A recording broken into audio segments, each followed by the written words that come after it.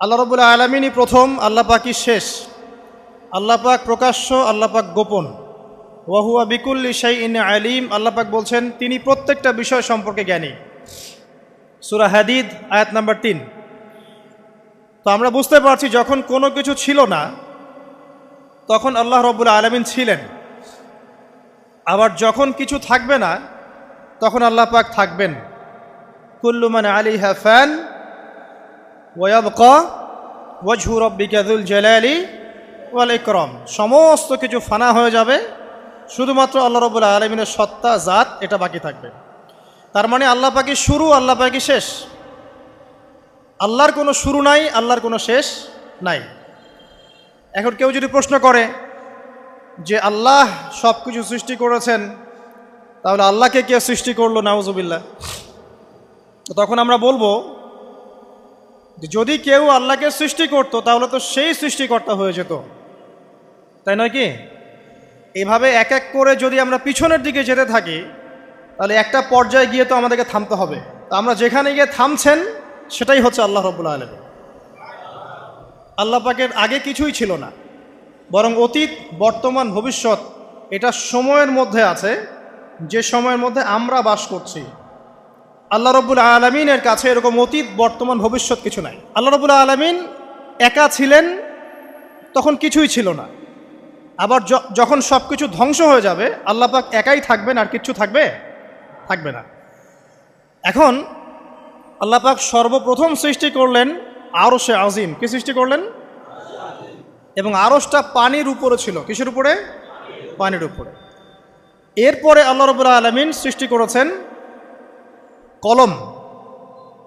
আল্লাহ পাকের কাছে লাউহে মাহফুজ আছে। লাউহে মাহফুজ মানে সুরক্ষিত একটা ফলক। এখানে আল্লাহ পাক কলমকে বললেন লিখো। কলম বলল যে মাযা আকতুব, আমি কি লিখবো হে আল্লাহ? আল্লাহ পাক বললেন কিয়ামত পর্যন্ত যা যা হবে, শেষ দিন পর্যন্ত যা কিছু ঘটবে লিখে ফেলো। কলম লিখে ফেলেছে কিয়ামত পর্যন্ত কি কি হবে। অতএব আপনার রিজিক নিয়ে এত টেনশন করার কোনো দরকার নেই। বিয়ে শাদী হচ্ছে না, এই জন্য কবরে গিয়ে মানত করার কোনো দরকার নেই। সময় মতো হবে ইনশাআল্লাহ। যখন রিজিক তাকদিরে লেখা আছে সময় মতো ইনশাল্লাহ হবেই। তাকদিরের বাইরে কিচ্ছু হবে না। তো আল্লাহ পাক তাকদির লিখে ফেললেন। এমনকি লাউহে মাহফুজে কোরআনও লিপিবদ্ধ আছে। সূরা বুরুজ পড়েন নাই? বাল হুয়া কুরআনুম মাজিদ ফি লাউহিম মাহফুজ। লাউহে মাহফুজ থেকে কোরআন মাজিদ নাজিল করা হয়েছে প্রথম আসমানে। এরপর প্রথম আসমান থেকে আস্তে আস্তে ধাপে ধাপে বিভিন্ন ঘটনার পালাক্রমে রাসূলুল্লাহ সাল্লাল্লাহু আলাইহি ওয়াসাল্লামের কলবের মধ্যে জিবরাইল আলাইহিস সালামের মারফতে ওহী করা হয়েছে। এই হলো কোরআন, যেটা নাজিল হতে সময় লেগেছে 23 বছর। তো লাউহে মাহফুজ আল্লাহ রাব্বুল আলামিন সব লিখে ফেললেন। এভাবে 6 দিন, আল্লাহ পাকের হিসেবে 6 দিন কত লম্বা আল্লাহ ভালো জানেন।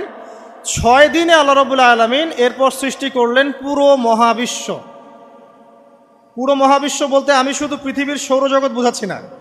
এই মঙ্গল, বুধ, শনি, বৃহস্পতি এইটুক না, এরকম হাজার হাজার সৌরজগৎ মিলে একটা গ্যালাক্সি হয়, আর হাজারটা গ্যালাক্সি মিলে গিয়ে একটা আসমান হচ্ছে, মহাকাশের একটা ছায়াপথ আসমান হচ্ছে। তো এরকম 7টা আসমান বা 7টা মহাবিশ্ব আল্লাহ পাক সৃষ্টি করলেন মাত্র 6 দিনে। কয় দিনে?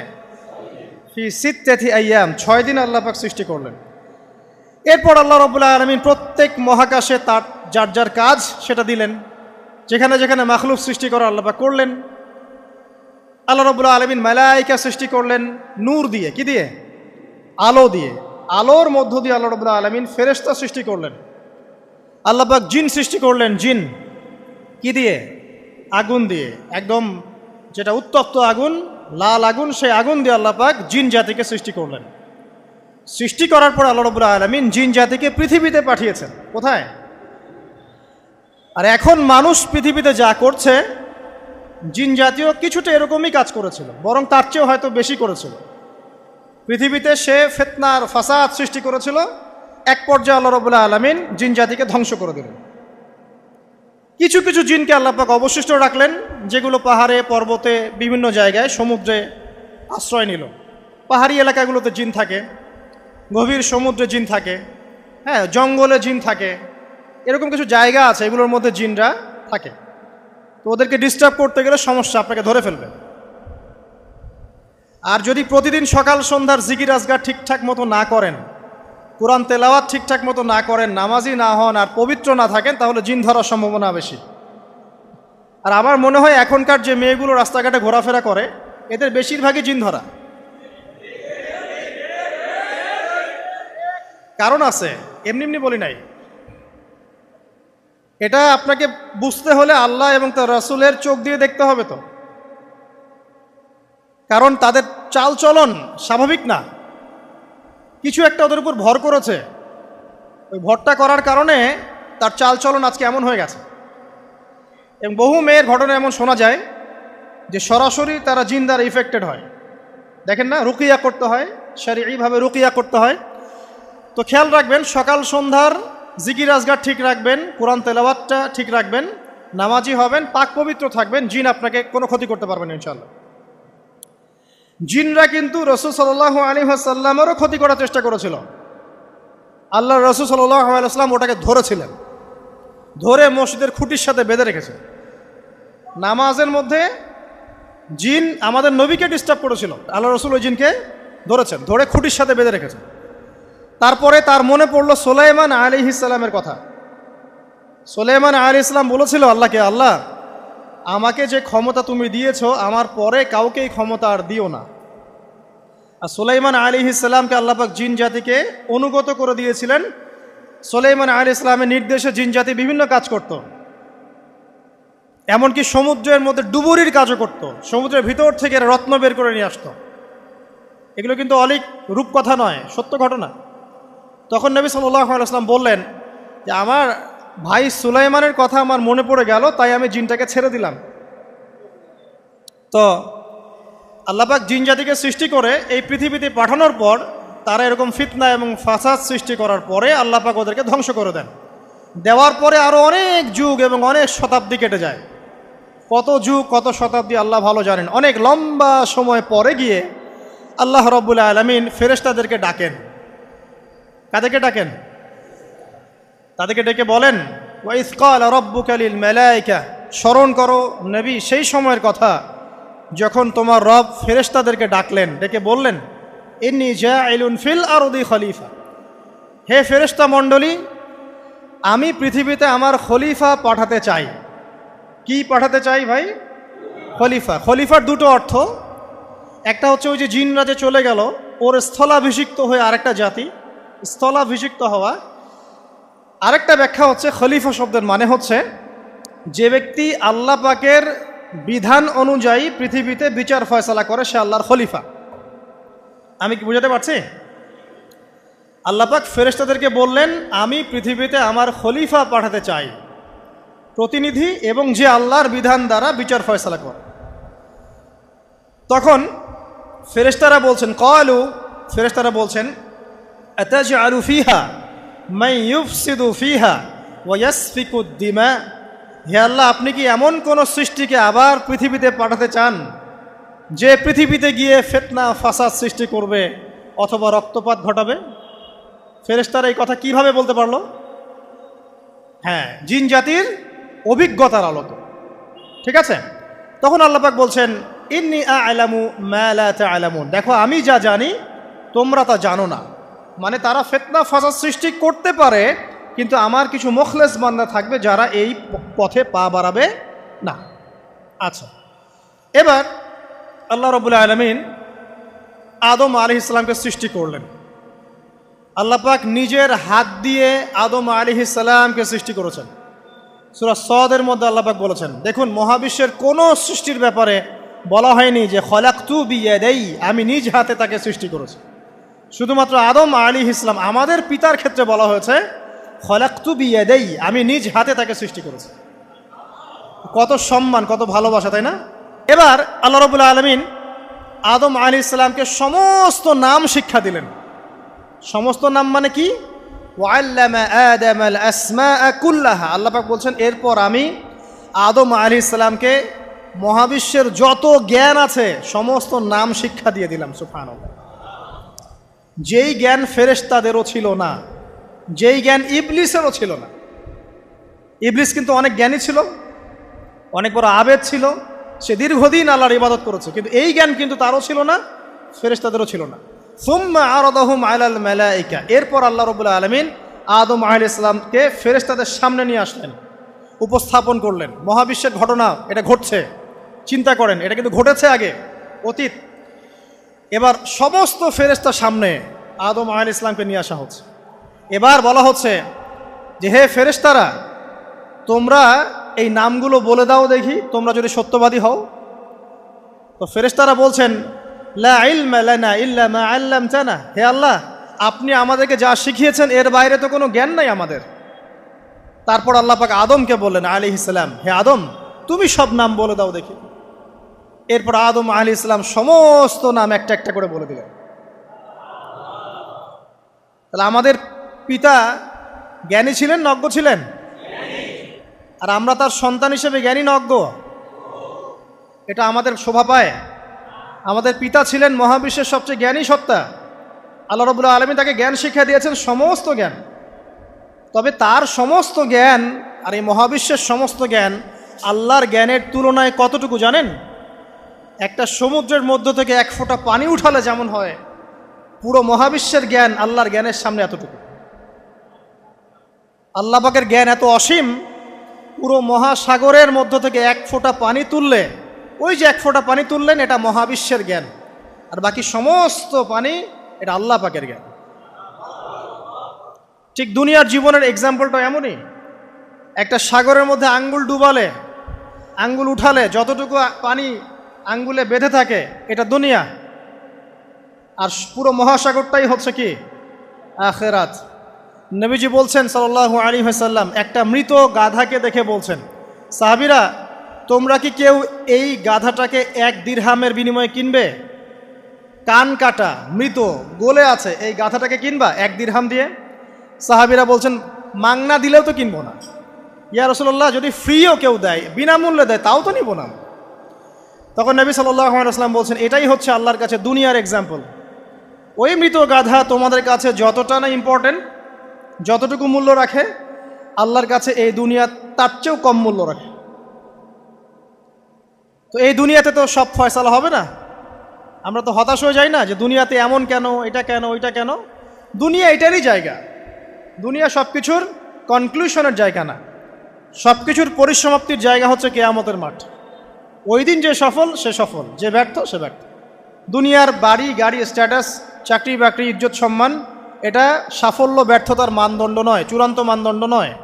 চূড়ান্ত মানদণ্ড কি? ফামান যুহজিহা আনিন নার ওয়া উদখিলাল জান্নাহ ফাকাদ ফাজ।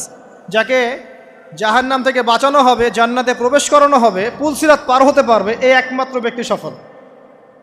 তো সাফল্যের সংজ্ঞাটা জেনে রাখবেন, তাহলে আপনি দুনিয়াতে হতাশ হবেন না ইনশাআল্লাহ তাআলা। এবার কি হলো, যখন আদম আলাইহিস সালাম সমস্ত নাম শিক্ষা দেওয়া সমস্ত নাম বলে দিলেন, এখানে নাম মানে কিন্তু খালি নাম নয়, জ্ঞান বলে দিলেন, তখন আল্লাহ রাব্বুল আলামিন ফেরেশতাদেরকে বললেন, তোমরা সবাই এখন আদমকে সিজদা করো। ওয়া ইয কুলনা লিল মালাইকাতি ইসজুদু লি আদম। আল্লাহ পাক এবার বলছেন, আমি সমস্ত মালায়েকাকে বললাম তোমরা আদমকে সিজদা করো। ফাসাজাদু, সবাই সিজদা করলো, ইল্লা ইবলিস, ইবলিস সিজদা করলো না। কেন করলে না? ইবলিসকে বলা হচ্ছে, ইয়া ইবলিস মা মানাকা আল্লা তাসজুদা ইয আমারতুক, তোমাকে কে নিষেধ করলো সিজদা করতে ওই আদমকে যাকে আমি আদেশ করেছি? কে নিষেধ করলো? তখন ইবলিস বলছে, খলাকতানি মিন নার ওয়া খলাকতাহু মিন তিন, আমাকে সৃষ্টি করেছেন আগুন দিয়ে আর আদমকে সৃষ্টি করেছেন মাটি দিয়ে, আমি কিভাবে তাকে সিজদা করতে পারি? ইবলিস বলতে চাইলো যে আপনি যে বলছেন আদমকে সিজদা করো, আদম তো মাটির তৈরি, আমি তো আগুনের তৈরি, তাহলে আপনি ভুল বলছেন। নাউজুবিল্লাহ। আগুন কেন মাটির সামনে নত হবে? মাটি আগুনের সামনে নত হওয়া উচিত। তার কেয়াস হচ্ছে এমন। কেয়াস মানে কি? তার এটা কি? হ্যাঁ, তার এটা যুক্তি, তার এটা যুক্তি এবং দর্শন যে আমি কেন তাকে সিজদা করব? আমি তো আগুনের তৈরি আর আদম হচ্ছে মাটির তৈরি। তো খলাকতাহু মিন নার ওয়া খলাকতানি মিন তিন, খলাকতানি মিন নার ওয়া খলাকতাহু মিন তিন, আমাকে সৃষ্টি করেছেন আগুন দিয়ে, আদমকে সৃষ্টি করেছেন মাটি দিয়ে। আবা ওয়াস্তাকবারা, আল্লাহ পাক বলছেন সে উদ্ধত হলো এবং অহংকার প্রদর্শন করলো। আর আল্লাহ পাক অনেক কিছু মাফ করে দেন, কিছু কিছু বিষয় আল্লাহ পাক মোটেই পছন্দ করেন। তার মধ্যে একটা হচ্ছে অহংকার, তার মধ্যে একটা হচ্ছে শিরক, তার মধ্যে একটা হচ্ছে অন্যের হক নষ্ট করা, তার মধ্যে একটা হচ্ছে আদম সন্তানকে হত্যা করা, তার মধ্যে একটা হচ্ছে বৃদ্ধ বয়সে ব্যভিচার করা, তার মধ্যে একটা হচ্ছে মুরতাদ হয়ে যাওয়া। ওই যে খ্রিস্টান হয়ে যাচ্ছেন না, খালি মরেন তারপর বুঝবেন, খালি মালাকুল মউত আসুক তারপর বুঝবেন। আল্লাহ রাব্বুল আলামিন বলছেন তার রাসূলের মাধ্যমে, কেউ যদি সাক্ষ্য দেয় আল্লাহ ছাড়া কোনো মাবুদ নাই, মুহাম্মদ সাল্লাল্লাহু আলাইহি ওয়াসাল্লাম শেষ নবী, ঈসা ইবনে মারইয়াম আল্লাহর প্রেরিত নবী, আল্লাহর পুত্র নন, জান্নাত সত্য এবং জাহান্নাম সত্য, এই পাঁচটা বিষয় যদি কেউ সাক্ষ্য দেয় ইনশাআল্লাহ সে জান্নাতে যাবে, তার আমল যেমনই হোক না কেন। টাকার বিনিময়ে, চাকরির বিনিময়ে, সমাজসেবার নামে আর চিকিৎসার নামে ইমান বিক্রি করে ফেললেন, সুবহানাল্লাহ সুবহানাল্লাহ। তোমাদের এই পৃথিবীতে বেঁচে থাকার চাইতে মাটির তলে চলে যাওয়া ভালো। আবর্জনার কোনো প্রয়োজন নাই আল্লাহর এই জমিনে। এই মুসলিম উম্মার আবর্জনার কোনো প্রয়োজন নাই। এই মুসলিম উম্মার ইমানদার সাহসী তরুণ প্রজন্মের দরকার। আল্লাহ পাক কবুল করুন, আমিন। এরপরে কি হলো? ইবলিস সেজদা করলো না, আবা ওয়াস্তাকবার, সে উদ্ধত হলো এবং অহংকার প্রদর্শন করলো। এবার আল্লাহ পাক জিজ্ঞাসা করলেন, কেন করলে না, কেন করলে না? সে বলল যে আগুন দিয়ে সৃষ্টি করেছেন আমাকে, তাকে সৃষ্টি করেছেন আপনি মাটি দিয়ে, সো আপনি ভুল আমি সঠিক, আমি কেন তাকে সেজদা করব? আল্লাহ পাক তখন আর তার প্রতি রহম করলেন না। আল্লাহ পাক তখন তাকে বলছেন ফখরুজ মিনহা, এখান থেকে বেরো। আল্লাহ পাক যেমন গফুর রহিম আরহামুর রহিমিন, ঠিক তেমনি আল্লাহ পাক শাদীদুল ইকাব, কঠিন শাস্তিদাতাও বটে।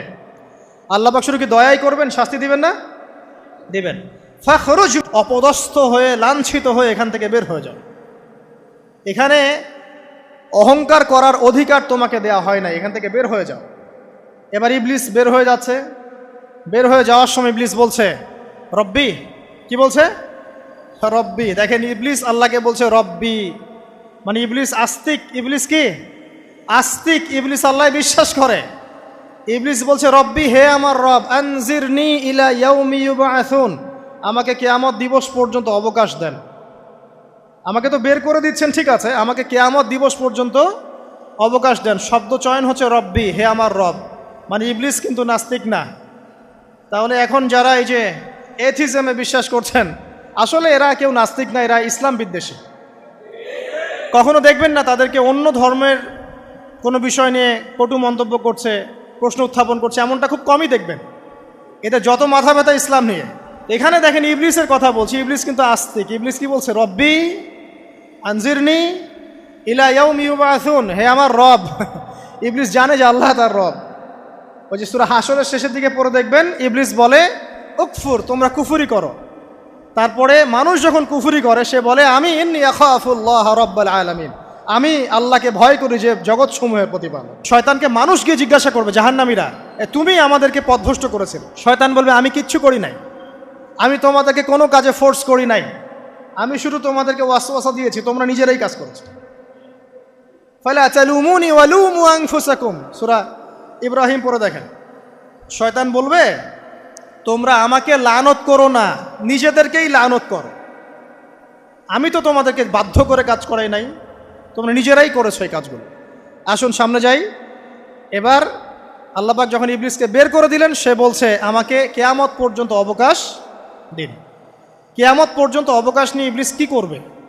উত্তর, ইবলিস বলছে ফাবিমা আগওয়াইতানি, হে আল্লাহ, যে কারণে বা যে আদমের কারণে আপনি আমাকে এখান থেকে বের করে দিলেন, লাআকউদান্না লাহুম সিরাতাকাল মুস্তাকিম, আমি সে আদম সন্তানের সরল পথে ওত পেতে বসে থাকব। শয়তানের কথা কি মনে থাকবে যুবক ভাইরা? শয়তানের চ্যালেঞ্জ কি? আমি আদম সন্তানের সরল পথে ওত পেতে বসে থাকবো, মানে আমার আপনার সবার পথে সে ওত পেতে বসে আছে। এটা যদি মাথায় থাকে তাহলে জীবনে চলা সহজ হয় না? আচ্ছা, আর কি করব? সুম্মা লাআতিয়ান্না মিন বাইনি আইদিহিম, শুধু বসেই থাকবো না, আমি আসবো তাদের সামন থেকে, ওয়া মিন খালফিহিম, তাদের পিছন থেকে, ওয়া আন আইমানিহিম, তাদের ডান দিক থেকে, ওয়া আন শামাইলিহিম, তাদের বাম দিক থেকে, ওয়ালা তাজিদু আকসারাহুম শাকিরিন, হে আল্লাহ, আপনি বেশিরভাগ আদম সন্তানকে শুকরগুজার পাবেন না। কার কথা? শয়তানের। এই কথাটা কি সত্য না মিথ্যা? এখন বেশিরভাগ লোক নামাজ পড়ে না পড়ে না? পড়ে পড়ে না। বেশিরভাগ মুসলিমের দাড়ি আছে না নাই? বেশিরভাগ মুসলিম সুদ খায় না খায় না? এখন বেশিরভাগ তরুণ প্রজন্মের জেনায় আছে না নাই? পর্নোগ্রাফি সবাই দেখে না দেখে না? অন্যের সম্পদ আত্মসাৎ মানুষ করছে না? দুর্নীতি করছে না? ঘুষ খাচ্ছে না? ইসলামের বিধান 100% পালন করে কত পার্সেন্ট মানুষ? খুব কম। আচ্ছা বাদ দেন এত বড় বড় কথা, শুধু কোরআনুল কারীম তেলাওয়াত করতে পারে কতজন মানুষ? বলি না আমরা 90% মুসলিমের বাংলাদেশ, তো 90% মুসলিমের বাংলাদেশে কত ভাগ মুসলিম কোরআন তেলাওয়াত করতে পারে? একটা শুমারি করে দেখেন, কোরআন শুমারি। এটা কোরআন শুমারি করে দেখেন যে কত পার্সেন্ট মুসলিম শুদ্ধ করে কোরআন পড়তে পারে। যারা পড়তে জানে তাদেরও পড়া যে কত ভুল আছে, আলেম ওলামার কাছে গেলে বুঝতে পারবেন। আর এই ভুলের কারণে যে অর্থ কত পরিবর্তন হচ্ছে আপনি তো জানেনই না। তো এই যে শয়তান বলেছে ওয়ালা তাজিদু আকসারাহুম শাকিরিন, আপনি বেশিরভাগকেই শুকরগুজার পাবেন। তো কথা সত্য না মিথ্যা? দেখেন, ও কিন্তু তার মিশনের মধ্যে ঠিকই আছে। কথা যে সত্য তার প্রমাণ সহিহ বুখারীর একটা হাদিস, যেটা 4 বার এসেছে বুখারীর মধ্যে, যে আদম আলাইহিস সালামকে ডাকা হবে কিয়ামতের মাঠে, ডেকে বলা হবে তোমার সন্তানদের মধ্য থেকে জাহান্নামীদেরকে আলাদা করে দাও। আদম আলাইহিস সালাম বলবেন কতজনকে আলাদা করে দিব? আল্লাহ পাক বলবেন প্রতি 1099 জনকে জাহান্নামের জন্য আলাদা করে দাও। শয়তানের কথা ঠিক না বেঠিক? এবার আল্লাহ রাব্বুল আলামিন তাকে বের করে দিলেন।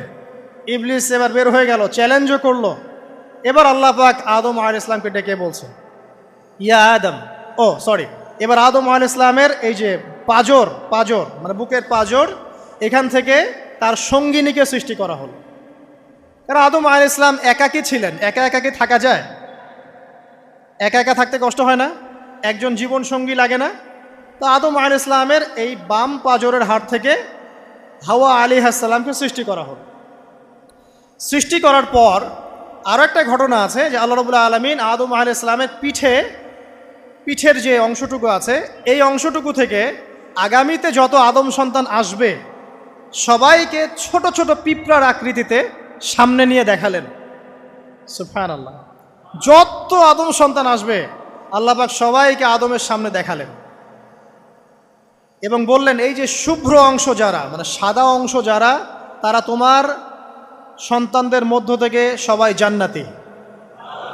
আর তোমার এই যে বাম পাশে যেগুলো কালো কালো ছোট ছোট আকৃতি দেখছো, এগুলো সব তোমার সন্তানদের মধ্য থেকে জাহান্নামী।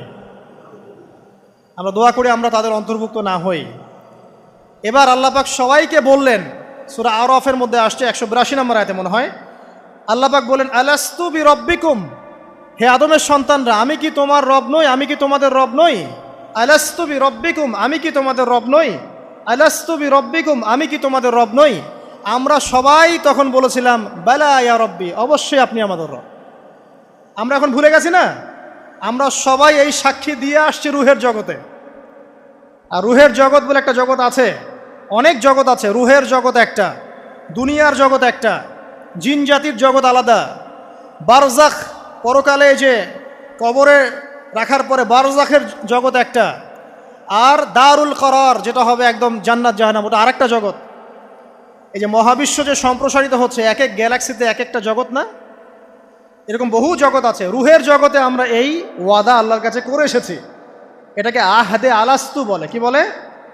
আহদে আলাস্তু, মানে আলাস্তু বি রব্বিকুম, আমি কি তোমাদের রব নই? আমরা বলেছিলাম হ্যাঁ আপনি আমাদের রব।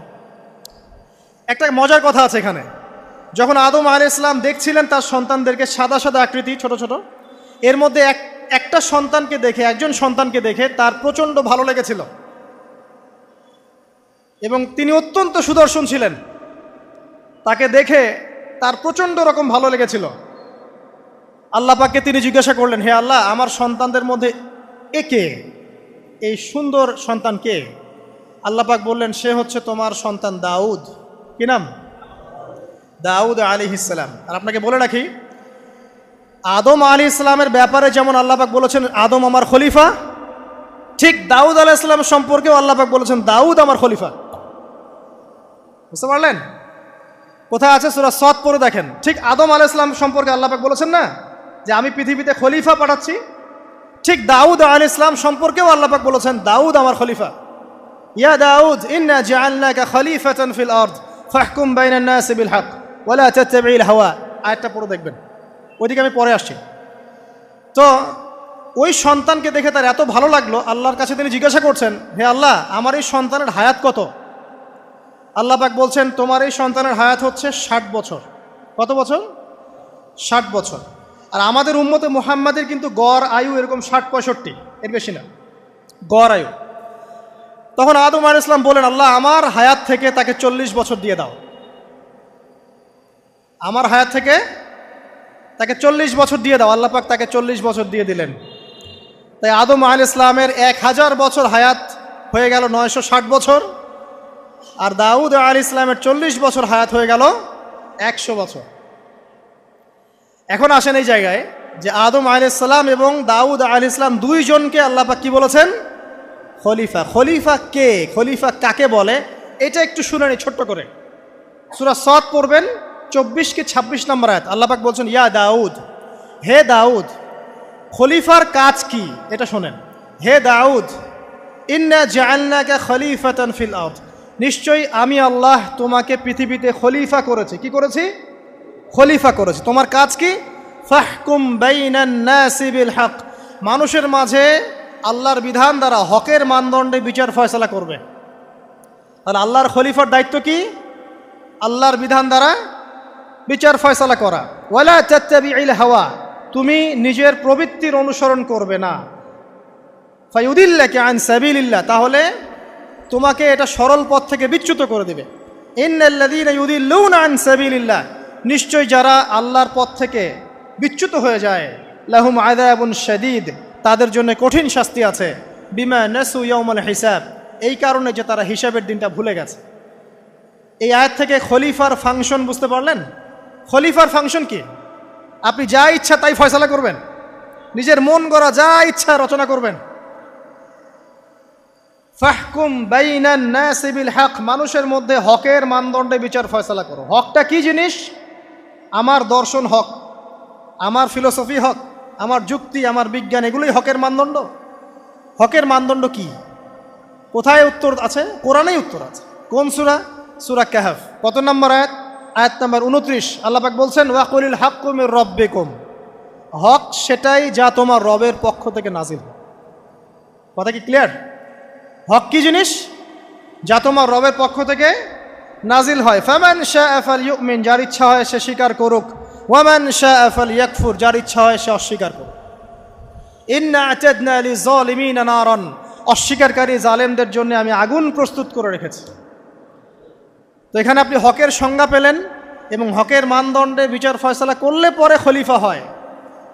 যদি আল্লাহ পাকের হকের মানদণ্ডে কেউ ফয়সালা না করে, সে আল্লাহর খলিফা নয়, সে শয়তানের খলিফা। কথা কি ক্লিয়ার?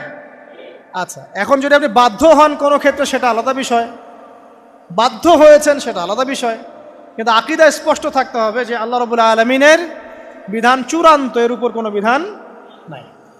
এখন আপনি আদম এবং দাউদ আলাইহিস সালামের মধ্যে একটা সম্পর্ক বুঝতে পারলেন।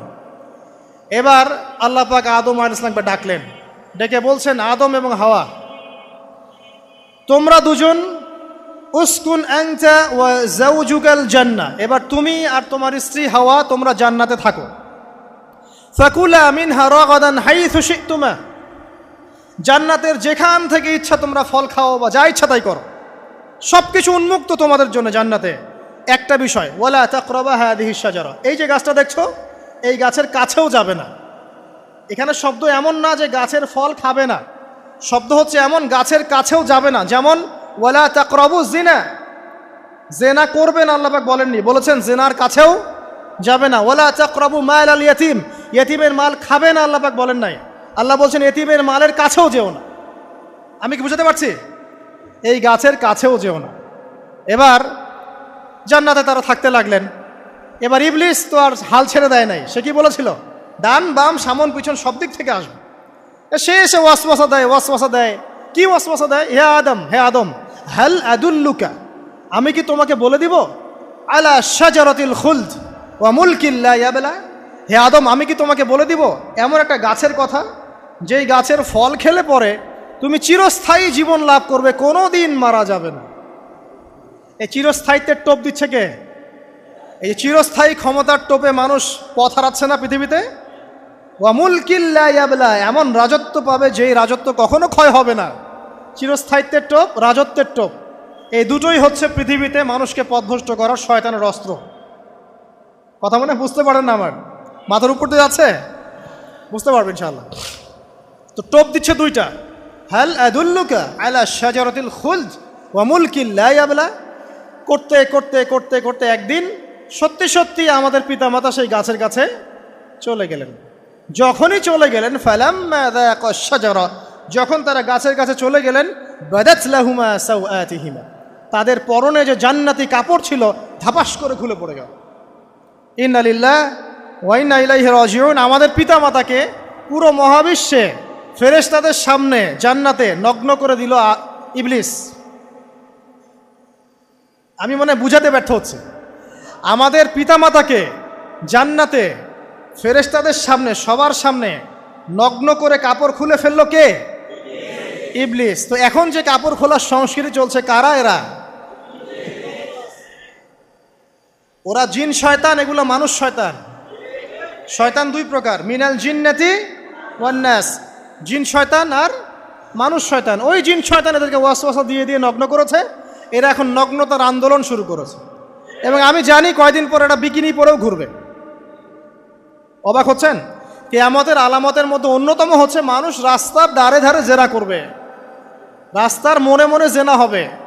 তখনকার সবচেয়ে ভালো মানুষ হবে সেই ব্যক্তি যে গিয়ে বলবে যে বাবা তোমরা জেনা করছো করছো, এই দেয়ালের পিছনে গিয়ে করতে পারলা না। সে হবে সবচেয়ে ভালো মানুষ। তো এই যে কাপড় খোলার সংস্কৃতি শুরু হয়েছে, এটা কার সংস্কৃতি? বাদাত লাহুমা সাওআতিহিমা। আল্লাহ পাক আরো বলছেন, ইয়া বানি আদম, হে আদম সন্তান, লা ইয়াফতিনান্নাকুমুশ শাইতান, শয়তান যেন তোমাদেরকে ফিতনায় ফেলতে না পারে। কামা আখরাজা আবাওয়াইকুম মিনাল জান্নাহ, ঠিক যেভাবে শয়তান তোমাদের পিতা মাতাকে জান্নাত থেকে বের করে দিয়েছিল। আর কি করেছিল? কামা আখরাজা আবাওয়াইকুম মিনাল জান্নাহ ইয়ানজিউ আনহুমা লিবাসাহুমা, শয়তান তোমাদের পিতা মাতার লেবাস পোশাক খুলে ফেলেছিল। ঠিক এভাবেই যেন পৃথিবীতে শয়তান তোমাদেরকে ফিতনায় ফেলতে না পারে, আল্লাহ পাক সতর্ক করছেন। এখন কি বুঝতে পারছেন? এই নগ্নতার যে 6 লাভ, নগ্নতা, অশ্লীলতা, পর্নোগ্রাফি, বেহায়াপনা, ফ্রি মিক্সিং, নারীদেরকে নগ্ন করে রাস্তায় বের করে নিয়ে আসা, এগুলো কার এজেন্ডা? শয়তানের এজেন্ডা। এর উপর কোনো কথা নাই, কারণ কোরআনের উপর কোনো সত্য নাই। এগুলোর উপরে কোনো কথা হবে না, বিকজ কোরআনের উপর কোনো সত্য নাই। আছে?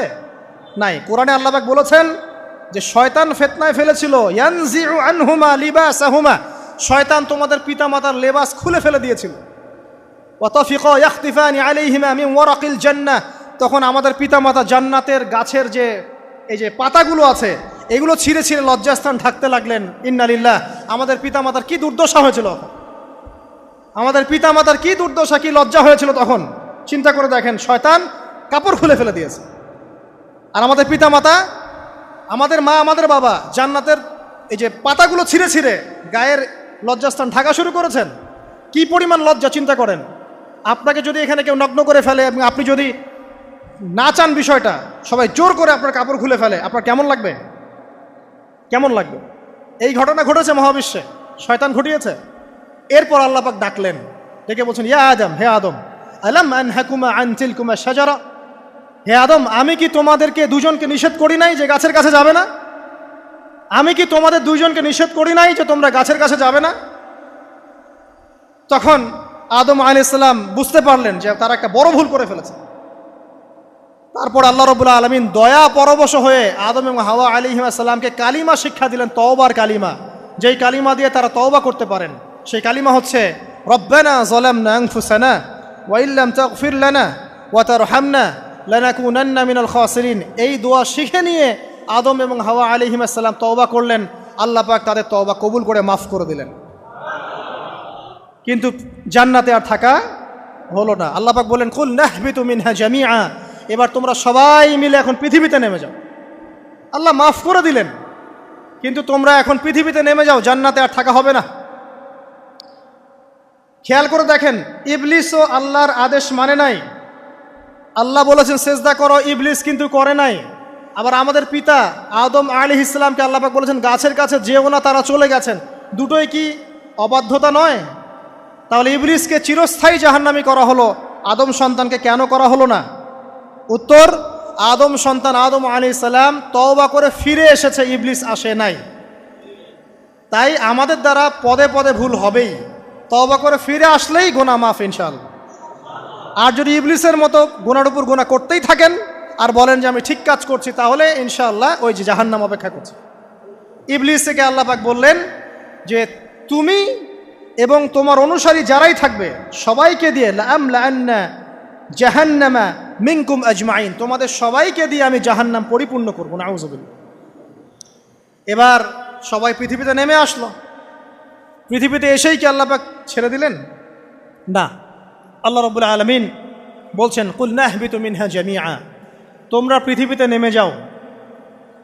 ফাইম্মা ইয়াতিয়ান্নাকুম মিন্নি হুদান, দুনিয়াতে যাচ্ছ যাও, তবে মনে রেখো যে আমার পক্ষ থেকে তোমাদের কাছে হেদায়েতের বাণী আসবে। আমার পক্ষ থেকে তোমাদের কাছে হেদায়েতের বাণী আসবে। ফামান তাবিআ হুদায়া ফালা খাউফুন আলাইহিম ওয়ালা হুম ইয়াহজানুন, যারা আমার হেদায়েতের বাণীগুলো মেনে চলবে তাদের কোনো ভয় নাই, কোনো দুশ্চিন্তাও নাই। ওয়াল্লাযীনা কাফারু ওয়া কাযযাবু বিআয়াতিনা, কিন্তু যারা আমার আয়াতকে কুফরি করবে, মিথ্যা প্রতিপন্ন করবে, ফাউলাইকা আসহাবুন নার, তারা হবে জাহান্নামের অধিবাসী। হুম ফিহা খালিদুন, তারা সেখানে চিরস্থায়ী হবে। এই সহজ সরল জীবন দর্শন দিয়ে আল্লাহ পাক পৃথিবীতে পাঠিয়ে দিলেন। এবার শুরু হলো পৃথিবীতে পথ চলা। পৃথিবীতে পথ চলার ক্ষেত্রে অনেক কিছু সৃষ্টি করতে হলো, আবিষ্কার, কৃষিকাজ, এটা ওটা সব কিছু। আদম আলাইহিস সালামকে আল্লাহ পাক সেই জ্ঞান ওহির মাধ্যমে শিক্ষা দিলেন। কৃষিকাজ আল্লাহ পাক শিক্ষা দিয়েছেন, চাকা সৃষ্টি করা আল্লাহ পাক শিক্ষা দিয়েছেন, বাহন সৃষ্টি করা আল্লাহ পাক শিক্ষা দিয়েছেন। যত রকম জ্ঞান আছে সমস্ত জ্ঞান এসেছে নবীদের পক্ষ থেকে। সব কিছু জ্ঞানের মূল ভিত্তি এসেছে নবীদের কাছ থেকে, আল্লাহর ওহির কাছ থেকে। যত সভ্যতা দেখছেন বড় বড়, সমস্ত সভ্যতা শুরু হয়েছে নবী দ্বারা, এবং সভ্যতা শেষও হবে একজন নবী দ্বারা। তার নাম কি? ঈসা ইবনে মারইয়াম। আদম আলাইহিস সালাম আল্লাহর দেয়া শিক্ষায় শিক্ষিত হয়ে দুনিয়াতে চলতে লাগলেন এবং তওবা ইস্তেগফার করতে লাগলেন, কাঁদতে লাগলেন। দীর্ঘকাল তারা ক্রন্দন করেছেন। কি কারণে? ওই যে একটা ভুল তারা করে ফেলেছে। দুনিয়াতে এসে ক্রন্দন করতে করতে করতে করতে আল্লাহ রাব্বুল আলামিন এক পর্যায়ে তওবা কবুল করে ফেললেন। এবার সামনে যান, তাদের সন্তান হলো হাবিল এবং কাবিল। নাম শুনেছেন? শোনেন নাই? হাবিলের কুরবানি কবুল হয়, কাবিলের কুরবানি কবুল হচ্ছে না। বিকজ কাবিল এর কুরবানির মধ্যে ইখলাস নাই। ভাইয়ের কুরবানি কেন কবুল হচ্ছে, আমারটা কেন হচ্ছে না? হিংসার বশবর্তী হয়ে কাবিল হাবিলকে হত্যা করে ফেলল। নবী পরিবারের সদস্য হয়েও কাবিল এরকম অন্যায় করে ফেলল। আর কি হলো? রাসূল সাল্লাল্লাহু আলাইহি সাল্লাম বলেছেন, পৃথিবীতে যত মানুষ অন্যায়ভাবে নিহত হবে, পৃথিবীতে যত মানুষ অন্যায়ভাবে খুন হবে, সমস্ত খুনের পাপের একটা অংশ কাবিলের আমলনামায় যুক্ত হবে। কারণ সেই প্রথম খুন চালু করেছে। এই যে আজকে গুনাহে জারিয়া চালু করছেন না, সুদী এনজিও, সুদী সমিতি, সিনেমা হল, এইটা ওইটা, মদের বার, যত গুনাহে জারিয়া চালু করছেন, মৃত্যু হবে, কবরে যাবেন ঠিকই, কিন্তু গুনাহ কমবে না ইনশাআল্লাহ। মনে করেন একজন নগ্ন ছবিতে অভিনয় করেছে, ঠিক আছে, এখন নাই পৃথিবীতে, বা কেউ অশ্লীল গান বাজনা করে দুনিয়া থেকে বিদায় নিয়েছে, দুনিয়াতে তার গান এখনও বাজছে, সে কবরে শুয়ে শুয়েই সেই গোনাগুলো পাচ্ছে। ঠিক আপনি যদি এখন ভালো কোনো কাজ করেন, দিনই কোনো ভালো কাজ করেন, মসজিদ হোক, মাদ্রাসা হোক, ইয়েতিমখানা হোক, বিধবাদের কোনো প্রকল্প হোক, বৃদ্ধাশ্রম হোক, মানবতার কোনো কল্যাণমূলক কাজ হোক, মৃত্যুর পরেও ইনশাল্লাহ আপনি নেকি পেতে থাকবেন। সদকায়ে জারিয়া আর গুনাহে জারিয়া ভালো করে বুঝবেন। একটা গুনাহ করে মাফ নেওয়া আলাদা বিষয়, আর গুনাহ চলতে থাকাটা আর একটা বিষয়। আল্লাহ আমাদেরকে হেফাজত করুন, আমিন।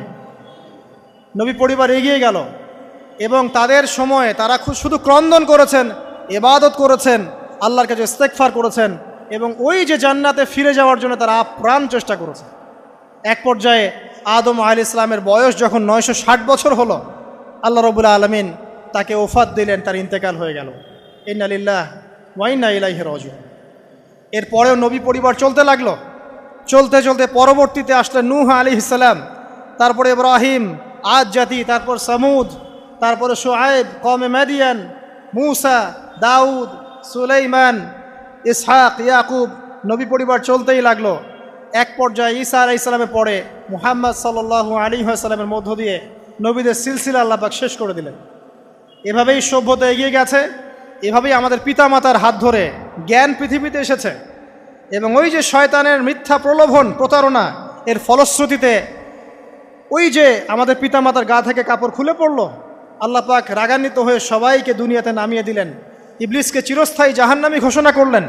কিন্তু আমাদের পিতামাতার ক্রন্দন, তওবা, ইস্তেগফার, আমলের বদৌলতে, আল্লাহর রহমতে আল্লাহ পাক পিতামাতাকে মাফ করে দিলেন, আলহামদুলিল্লাহ। এভাবেই মানব জাতি এগিয়ে যাচ্ছে। আজকে আমরা এই পর্যায়ে পর্যন্ত এসেছি। আদম আলাইহিস সালামের এই সংক্ষিপ্ত জীবনী থেকে আমরা কি শিখলাম? আমরা শিখলাম যে আল্লাহ রাব্বুল আলামিন অনেক ভালোবেসে, অনেক মহব্বত করে, মমতা দিয়ে, মায়া দিয়ে নিজের হাতে আমাদের পিতাকে সৃষ্টি করেছেন। এক। দুই, আমাদের পিতাকে আল্লাহ রাব্বুল আলামিন তার পক্ষ থেকে জ্ঞান শিক্ষা দিয়েছেন। এই কারণে আদম সন্তানরা জন্ম থেকেই দেখবেন কিছু না কিছু জ্ঞানী হয়েই থাকে। জ্ঞান আপনার ডিএনএর মধ্যে থাকেই। আল্লাহ রাব্বুল আলামিন আদম আলাইহিস সালামের মধ্যে রূহ ফুঁকে দিয়েছেন।